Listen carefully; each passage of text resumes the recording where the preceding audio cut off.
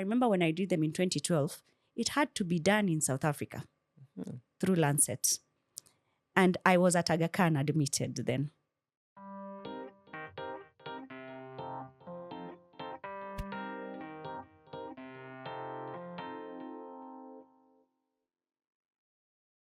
Hello, everyone, and welcome to this other episode where we are looking at the lupus series.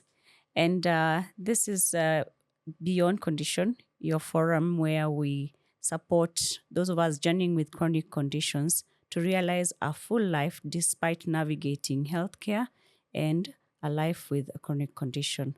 I'm your host, Trish Barasa, and joined in by John Marvin, the one and only.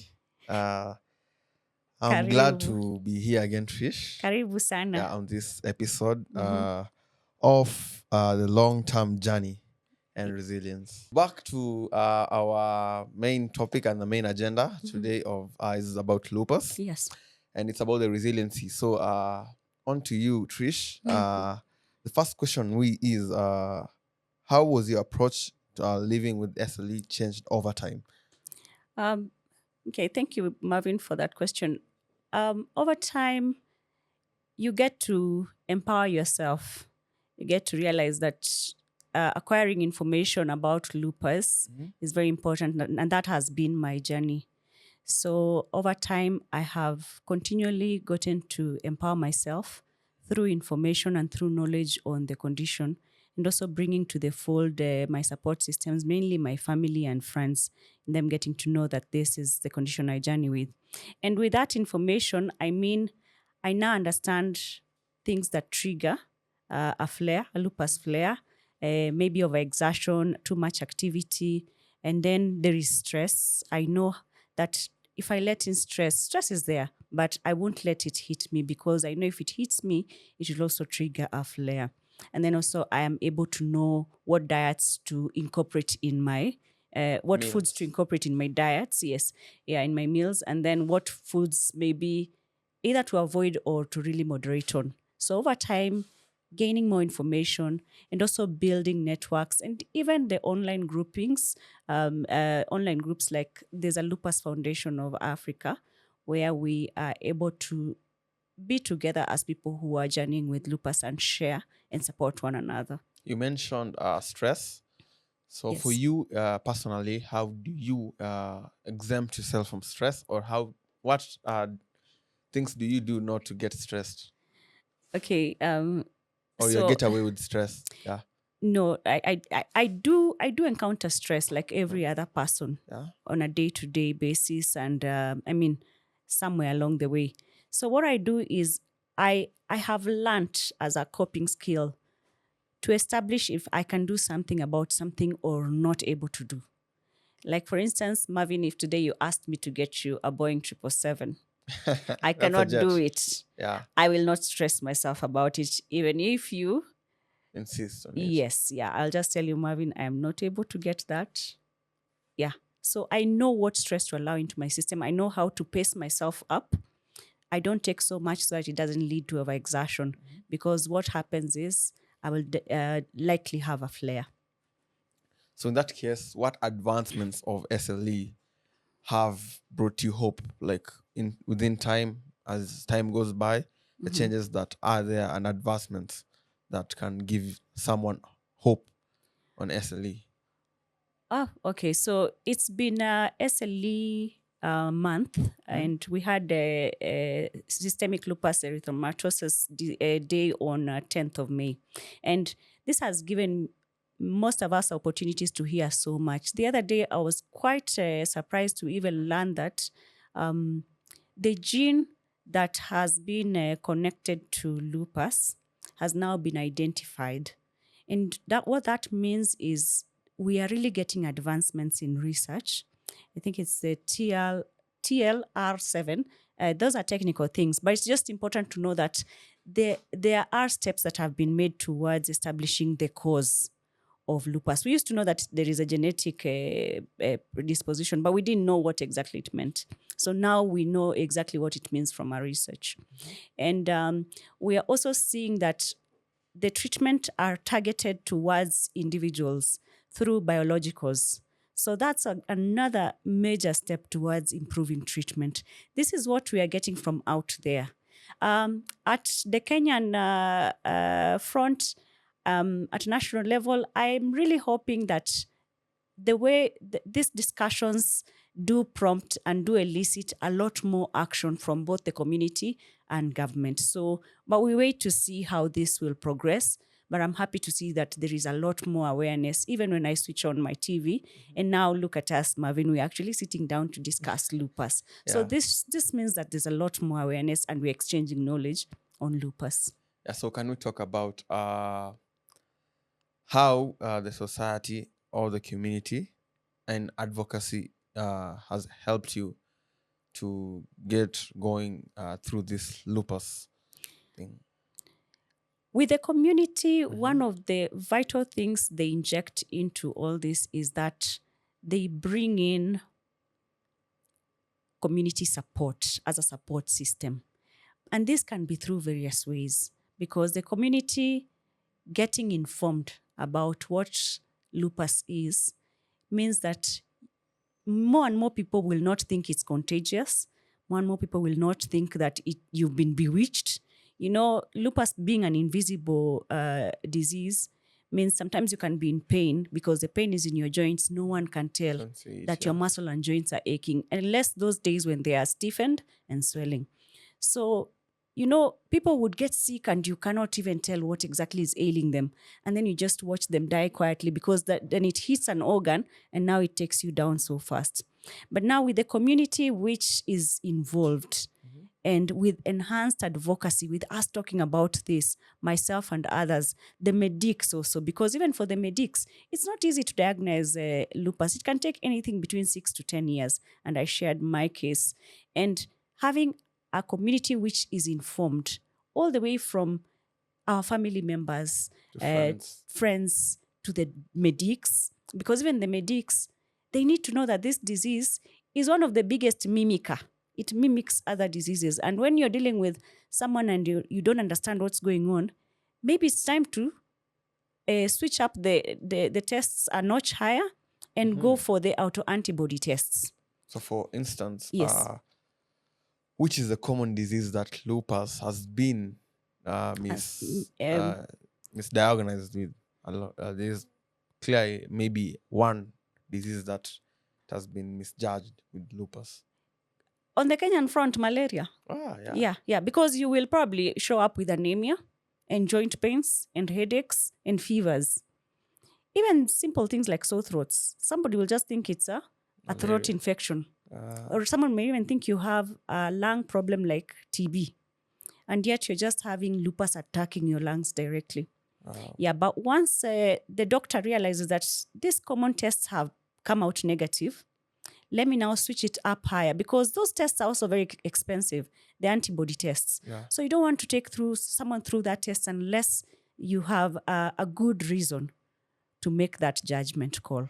But when the doctors are now aware that this person frequently is having these things, and we have never seemed to find any of these other things that maybe it could be mimicking, then it would prompt medics to then lead you to the right direction, because those tests are very expensive. And in fact, I remember when I did them in 2012, it had to be done in South Africa through Lancet. And I was at Aga Khan admitted then. Wow. So I don't know right now. I'm not sure, because I have not, these are not tests you get to do every other time. They're very expensive. Yeah. Yes, but I am hoping that we have had advancement on that front in Kenya. How can you advise or give a word to the new diagnosed lupus patients? For anyone who has just been newly diagnosed with lupus, first of all, I want to tell you that you can do it. You can live with lupus and you can beat it. As I have shared, I think I've had this thing for 30 years, because I look at when the symptoms started to show vis-a-vis when I did the first tests. Yeah, so you can do it. Secondly, I would really just urge you to form a support system and let your family be part of that, and also let in a few medical practitioners. And if you can, get to a rheumatologist. I know we have very few rheumatologists in Kenya. Okay. We're talking about 12 rheumatologists. Only. Yes, those are the doctors who can attend to you as a lupus patient from a specialized position. Yes, yeah. So find a rheumatologist to be able to support your journey. Yeah. And you can get them through both the public and the private hospitals. And then be surrounded by people who support you. Whenever we talk with Marvin, I tell him that your health, our health, all of our health is a public good. The fact that I'm healthy is supporting Marvin in a way, is supporting someone else and the other. And the fact that I'm unwell would also be a burden to the society. Yeah, so get informed and get to learn over time what things trigger the lupus flare in you, for those of us who have been newly diagnosed, and get to learn more about what things promote your well-being. So for that case, I read a blog somewhere saying that gaming helps in reducing maybe lupus for gamers. I think gamers, something like that. Yes, I remember that research. It's actually that lupus support the cognitive function. Sorry, gaming supports the cognitive function of lupus patients. And this is in relation to helping and supporting against brain fog. Yeah, so people with lupus get brain fog a lot of time, even I. So what's I don't understand what a brain log is. Can you explain further? So it's an instance where you can't think clearly and you can't seem to get out of it. It's like you're just stuck in space and you're not able to think. It's like your mind is blur. Exactly. Okay, Yeah. So you get, you know how the fog is and you can't see clearly. Now you can't think clearly. Yeah. So gaming, there is a study that was conducted by some Jewish people in the US. I'll get a link and maybe include it in the description. And it actually found that gaming supports the cognitive functions of patients with lupus. So when you have lupus, apparently gaming is good for you, especially to help maybe reduce the levels and the severity of brain fog, or maybe take care of it altogether. It's like a getaway from the world. Yes, yeah, and it would improve your functioning, your So it's your more thinking. Fantasizing or something like that. No. I think it just sharpens your thinking. You know, gaming would push you into very quick action and focus. Yeah, so I think it would sort of switch on Gives and you focus. anxieties. Yes, focus you more and improve your abilities in terms of thinking. That's just for thinking, nothing else. So in this case, what has been your most significant learning from living with SLE? I live my best for today. Yeah, I live my best for today. You're more of saying like you live a day at a time. A day at a time. Yeah. Yes, yeah, a day at a time. Yeah. So, and this I have learned because lupus could just strike from nowhere. And when you least expect it, and you never know when something has triggered, because even one of the triggers, environmental factors, is either hormones or the sun. You know, the sun rays, UV. Yeah, they also are triggers to a flare. There's no point where you can feel lupus coming. It will, when it starts checking in, you will tell. You'll tell the joints are feeling heavy before they eventually start paining. So you will tell that a flare is coming. And sometimes you can actually put a halt to it if you get quick intervention. Treatment. Yes. So I have learned to live today, to live a day at a time. Yeah. And I give my best for today, because at one point, lupus really used to play a hide and seek game with me, and I was not able to show up the next day when I had promised to show up, and people would maybe get disappointed, but then they have to understand because I'm unwell. But now I am learning to show up whenever I can today. But whatever is planned for tomorrow, that's all right. But what I can do today, I do today. So could you kindly give me a coping mechanism that you entail within yourself to live up with SLE? Okay, I think I've mentioned... It might be yours personal, because I know other people have different ways of coping up with something. So what about yours personally? I think I've mentioned before that stress triggers a lupus flare within me. I told you, Marvin, I cannot get that Boeing 777. I will not get it Yeah. because if I stress myself, I still will not get it. And then I will end up with a lupus flare because then that's all that will be preoccupying my mind and stressing down my well being. And then triggers. Yes, then That's it. trigger. Yeah. And by the next day, there's no Boeing 777 and there's then no there is you. lupus. Yeah. So I try not to get weighed down by life stresses, whatever it is. I know that they will come and they'll pass. Another coping mechanism, and I have seen this mentioned in many, many forums, is I have that belief in a higher being. Yeah. And Spiritually. yes, Yeah. yeah. And for me, it's my God. Yeah. And True. I don't know about you, and you don't need to be subscribed to any particular religious following. Just knowing that you have a higher being and there can be a better tomorrow. It really promotes your hope through some of these life's, like trials and difficulties. And even at the lowest time, you find that you're encouraged. Yeah, listening to music, self-talk, positive energy, surrounding myself with positive energy. It really uplifts me in terms of my both physical, mental, emotional well-being. And I find that that promotes my health and puts lupus at bay. I should add gaming in that bucket list. Oh, That's gaming. yeah. Now, which one should I start with? I don't even know what game to pick. You can pick FIFA. You can pick FIFA. Yeah.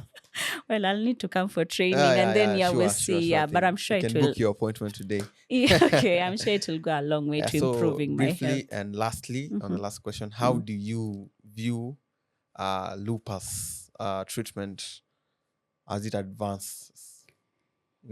Maybe Kenya and the rest of the world. The rest of the world is way ahead. Kenya, we are still making baby steps, but we are getting somewhere.